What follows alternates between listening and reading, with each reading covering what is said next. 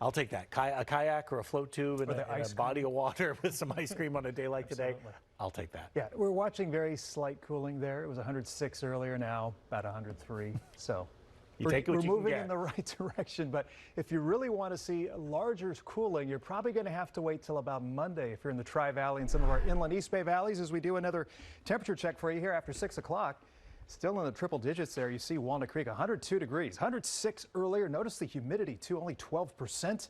High pressure acting like a giant heat lamp over the Bay Area. It's not only heating us up, it's drying things out. Fire danger obviously quite high when you got these triple digit temperatures, low humidity, and the late day sea breeze, which is picking up now across the inland East Bay. Very close to 100 degrees, still 99 in Livermore. Humidity at about 12%, but a very different story as you get into San Jose. Cooler than expected here. Look at that, 80 degrees. You got a northwest wind at 12, and notice the humidity. That's the marine air influence. Cooling the northern half of the Santa Clara Valley. Not as much, though, down around Morgan Hill, Coyote Valley South. You still have those upper 90s away from San Jose. And look at the ocean air conditioning hanging on in San Francisco, 62 degrees.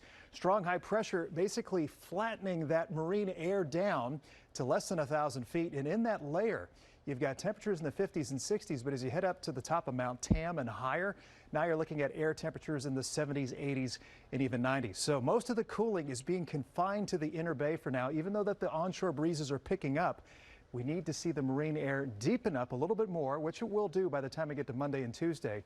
But one more day of some big heat for those inland East Bay valleys. And once you know what your morning temperatures are starting off, in the upper 60s, or for the hills, you got those temperatures in the 70s. Warm start to the day, hot finish, though, again, around San Jose, closer to the bay, not too bad, mostly 80s, south of downtown, south of Los Gatos.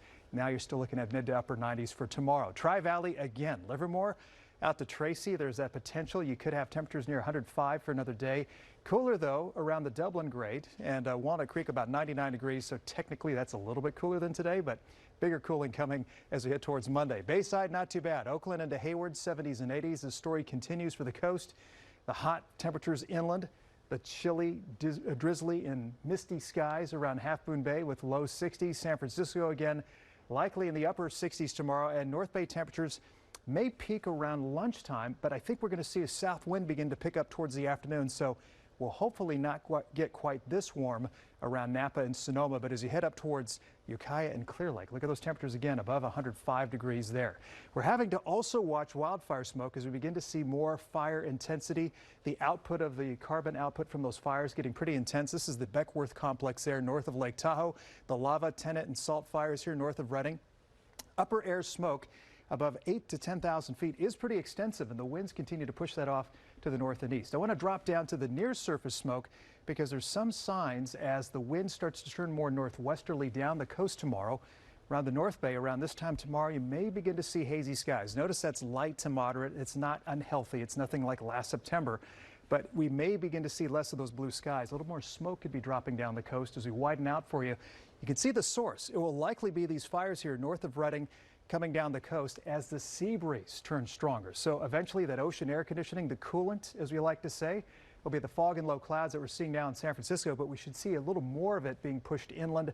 But at the same time, that change in wind may try to bring a little of that smoke to the south, closer to the North Bay as early as late tomorrow. So there's a look at the fog. No change for San Francisco on the coast tomorrow. What will begin to change once we get into Monday and Tuesday is the effect of that ocean air conditioning. So by Monday, now we're looking at upper 80s inland. That is a big drop in temperatures, and it's not just a one-day cool down, thank goodness.